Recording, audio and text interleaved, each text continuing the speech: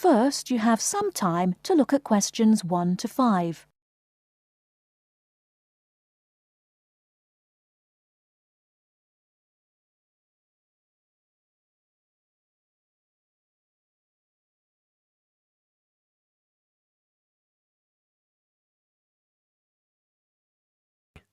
Listen and complete the notes about 2 people who work at ESCO Engineering.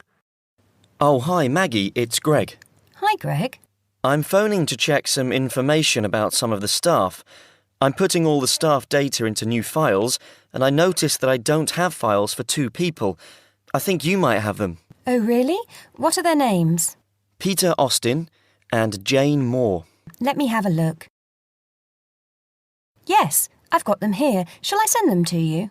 No, you don't need to. Just give me the information now. I can write it on some new files.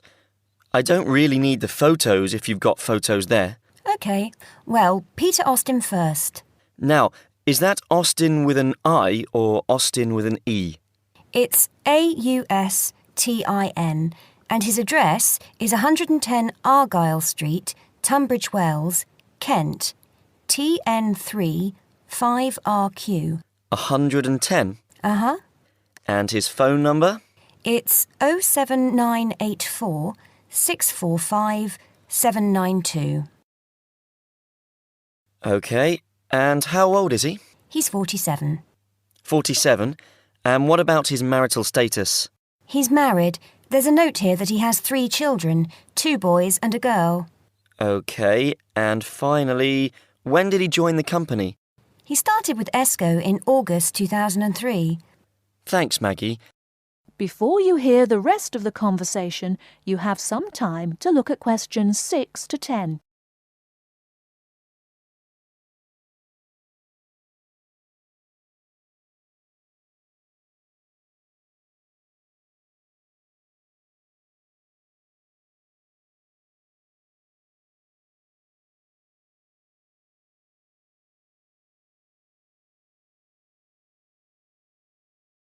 Now listen and answer questions 6 to 10. Now, what about Jane? Her name's Jane Moore, that's Moore, and her address is 72 Cedar Road, Crowborough, Kent, CR3 5RQ. CR3 and what, sorry? CR3 5RQ. And how do you spell cedar? CEDAR. Her phone number is 07984 650 396. 07984 650 396. Yes. Now, she's 22 and she's single. OK. And she started with ESCO in 2005, February 2005. Right, thanks, Maggie. That's very helpful. Goodbye now. Goodbye. That is the end of part 1. You now have half a minute to check your answers.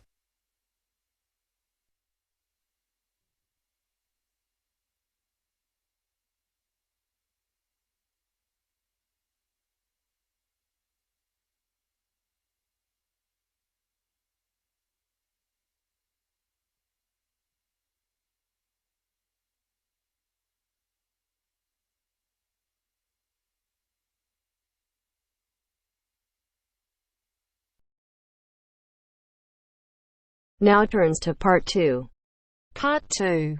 First, look at questions 11 to 14.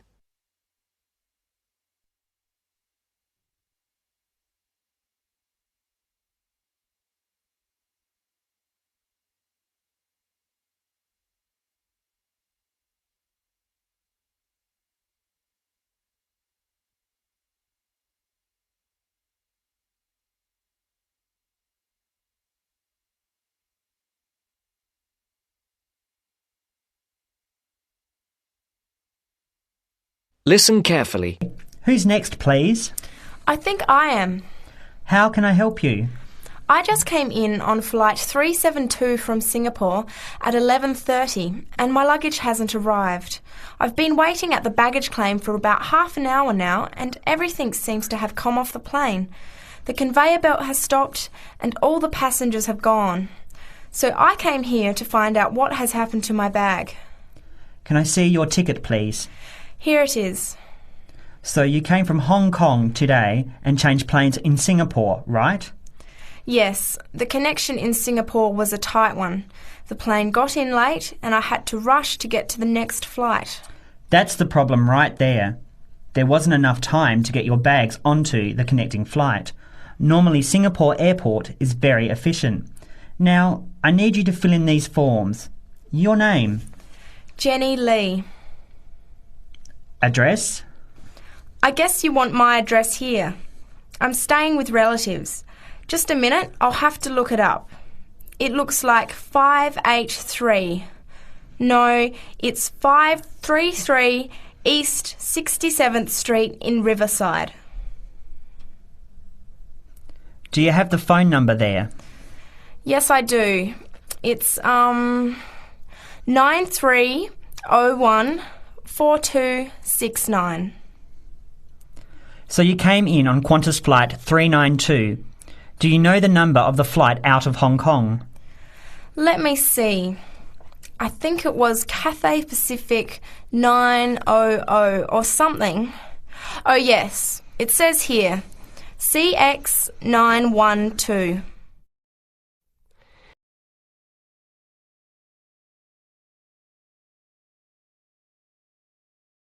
Before the broadcast continues, look at questions 15 to 20.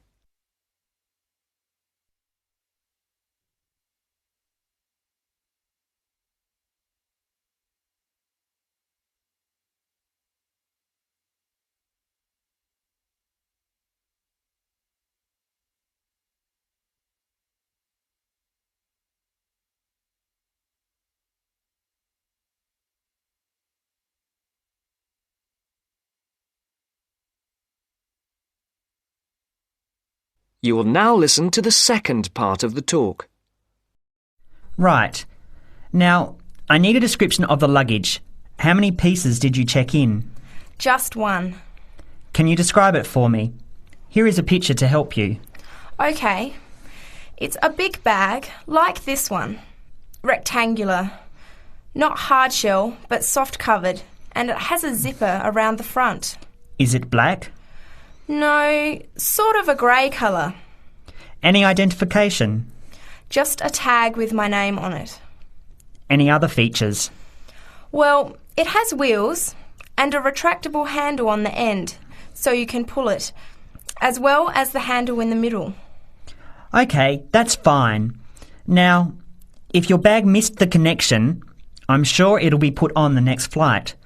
I'll email Singapore as soon as I finish here. The next flight comes in at 17:50. That's 10 to 6 this evening. You can pick it up then. 10 to 6? That's too long to wait. Can I get my uncle to pick up the bag on his way home from work? Sorry, you have to be here yourself to clear customs. Of course, I almost forgot. Will the bag come here, to this desk? Yes. You pick it up here, then take it over to the customs area. By the way, don't forget to bring your passport. You will also need to have the key plus your ticket with a baggage claim number on it. Oh, okay. Guess I'll have to come back tomorrow then. It's lucky I packed everything I need for now in my carry-on bag. Yes, that's always a good idea. Be prepared. That is the end of part 2. You now have half a minute to check your answers.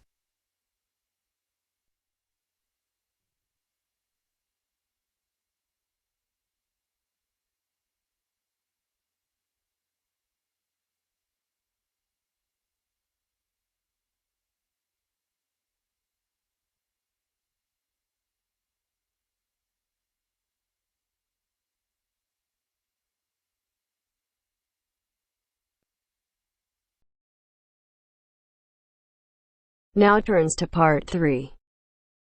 Part 3.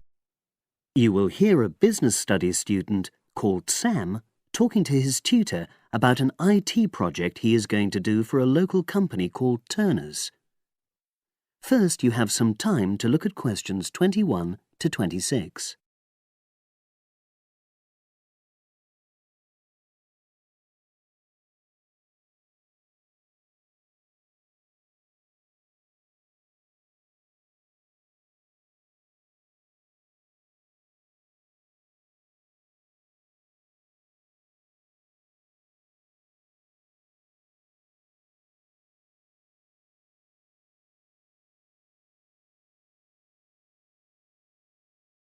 Now listen and answer questions 21 to 26. Hello, Sam. Come in and sit down. Thanks. You're here to discuss your company-based IT project, aren't you? Yes, I've been to see the manager and he's given me a lot of ideas about projects that the company would find useful, but I wanted to ask your opinion about them before I choose one. Yes, that's fine. Now, this company's called Turner's, isn't it? That's right. It's a small engineering company.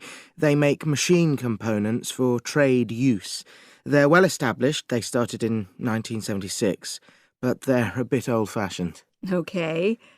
And what kind of projects did Turner's suggest you could do for the company? Well, they want some improvements made to their customer database. The one that they've got at the moment isn't very useful in some ways. I had a quick look at it. That would be a very straightforward project, and it'd be simple enough to evaluate, but I don't think you'd get enough out of a project like that. You wouldn't learn anything new. Well, another project they suggested is to do with their online sales catalogue. At the moment, customers can look at their products, but they can't actually order them online, which must affect their competitiveness. But I said I thought it would take too long. It's quite a big task. You're right. It's too much for the time you've got. It's a pity, though. Then they want some help with their payroll system. At the moment, the way they calculate pay involves a lot of manual accounting. I suggested they could have a system where employees register electronically when they arrive and leave work, so the hours they do could be transferred automatically. I think you'd get a lot out of a project like that. It would extend your skills, but it wouldn't be too much to take on. A student did something similar a couple of years ago, but this is slightly different. Well, then they need help with their stock inventory. They do everything manually. Really? Yes, and it takes so much time. It's probably very inaccurate, too. An electronic inventory would probably be the biggest single benefit for the company. I'm surprised they haven't had it done before. I know. Then they wanted to improve their internal security. The manager had visited other companies where the staff use swipe cards to access various areas of the building. It sounded useful, but the trouble is I'm not really sure how to do it. Well, I think you're right in that assessment. At the moment, it's probably a bit beyond your level of knowledge. Is that all? Just one more. Customer service. They want to be able to collect feedback from their customers in a more systematic way. At the moment, it's a bit of a mess, and they probably lose business as a result. Would that involve you going to see customers at their own premises? Because in that case, you might have to do a fair amount of traveling, and that would incur expenses that haven't been agreed with these companies. I never thought of that. Well, it might not be a problem, but it's something that needs clarifying. Well, I hope that's been helpful in narrowing down the options. Yes, it has, thanks. I'll be able to make a decision now. But while I'm here, can I talk to you about coursework? Sure.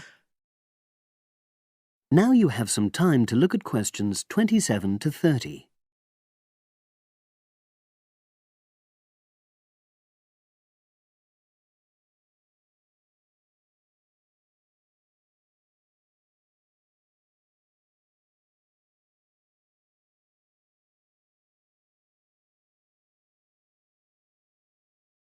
Now listen and answer questions 27 to 30. I'm not very happy about the way our group assignment is working. There are some problems. Oh, dear. Are people just not getting on with each other? That's the worst thing. Actually, we're all friends. It's not that. But when we're having a discussion about the assignment, one or two people end up doing all the talking and the rest don't say anything. It's a bit frustrating because we need plenty of debate. Well, that's a common observation. You're studying in a group with people from all over the world, and you all have your own ways of participating. In some places, students are more used to listening than talking, and vice versa. I suppose you're right. I'll try to remember that. Does everyone pull their weight as far as sharing the workload is concerned? I'd say they do, yes. And our group elected a leader. She's very good at making sure no one's overloaded. But personally, I feel that there are just too many of us in the group. Whenever we try to arrange a meeting, there's always at least one person who can't make it. It's not anyone's fault, it's just that we've all got slightly different timetables. Well, I'm glad you've talked to me about it. Feedback is always useful. Is there anything else you're concerned about? There are a couple of problems with lecturers that all the students are talking about. Last semester we had negative feedback about the way lectures were organized. There were several occasions when the wrong room had been booked or the same room had been booked twice, that sort of thing. Is that still a problem? That hasn't happened at all as far as I know. Oh, good. It's sorted out then. But I don't know the reason, but some of the staff often turn up late, so we miss 10 or 15 minutes of our lecture time. It might be because they've been copying handouts for students. I think there's a queue for the machine sometimes. Well, I'll look into that. Thank you for telling me. Anything else? The other thing is that it can be very difficult to get to see a lecturer individually. They're all very supportive and friendly when you do manage to find them, but often they're not in their office, even at times when they're meant to be available for consultation. Okay, that's helpful. Now, before you leave, That is the end of part 3. You now have half a minute to check your answers.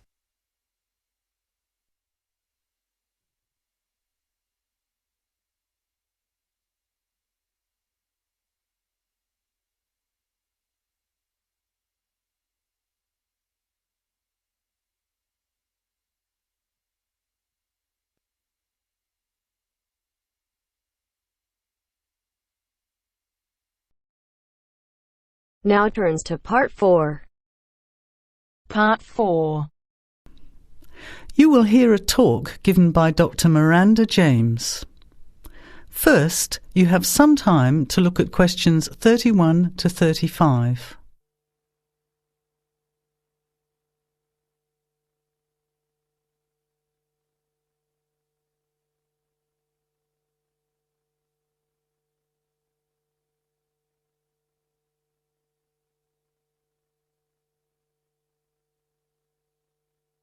Now, listen carefully to the talk and answer questions 31 to 35.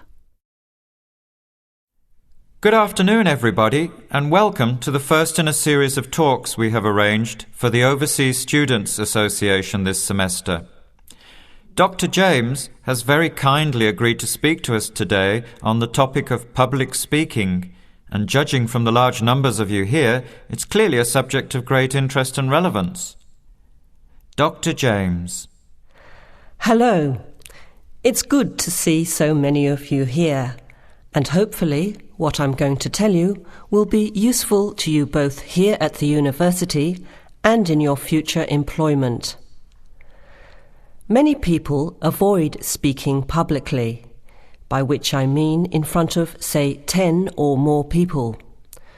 Not because they lack the ability, but mainly because they lack confidence, which is really only due to lack of practice. Today, as a consequence of the influence of television, audiences expect speakers to be relatively brief and to the point, in addition to being well-informed and interesting or entertaining. Probably the most important part of public speaking is what you do beforehand, by which I mean preparation. This includes practical details, such as knowing precisely what your topic is and exactly how long you are expected to talk for. You should also plan the content thoroughly. A good strategy is to write out the content as you intend to say it, and then make brief notes, preferably on small cards, which you use to talk from. This way you sound more natural.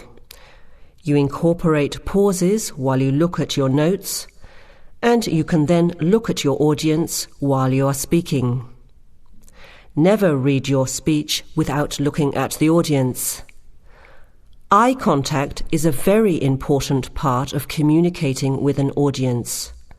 So deliberately move your head and look around at your audience.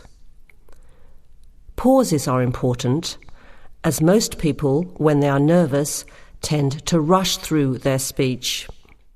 Now you have some time to look at questions 36 to 40.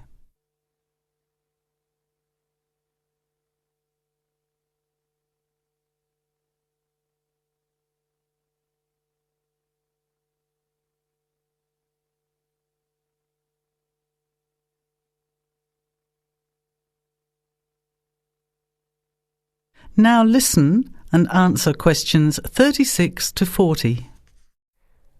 Practice speaking slowly.